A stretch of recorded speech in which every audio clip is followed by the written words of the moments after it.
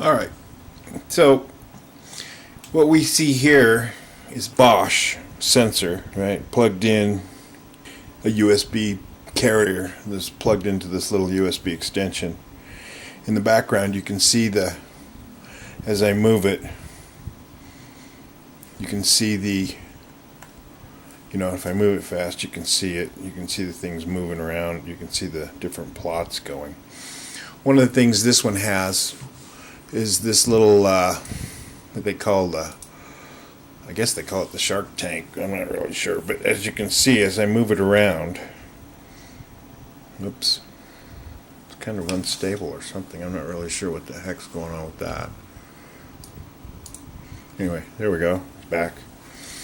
So as you can see, as I move this, the shark is moving relative to the way I move this.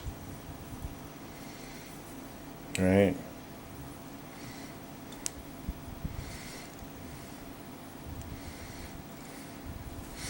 Now, so this is the Bosch. This is the $31 unit. Now, if we go over to YouTube and we look at the Vector Nav, and we really quickly look at their demo. Abilities and features of Vector Nav sensor fusion software, which we call the Vector Processing Engine, or VPE. So they use actually a picture of the IMU itself. To combine measurements. And so, right, so they're moving that around, and you see that, right?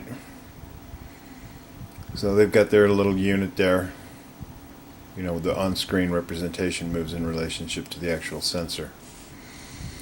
So, which, again, as I move, the shark, as I move this thing in relationship, the shark moves. So, and now one thing that's different is that on the Vector Nav, at least on their screen, they're updating, all of these graphs at the same time that they're updating the 3D motion of the device moving around.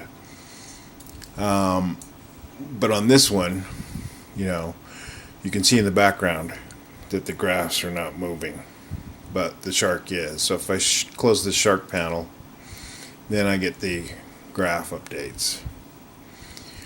And of course, the accuracy is probably better. A couple of things. I think the accuracy for the Vector Nav is better.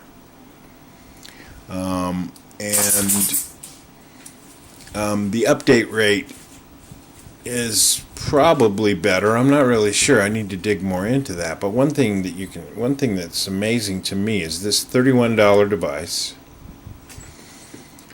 is competing with a $1,000 device. And at least in this quick demo that I gave you, they seem very similar to me. Okay.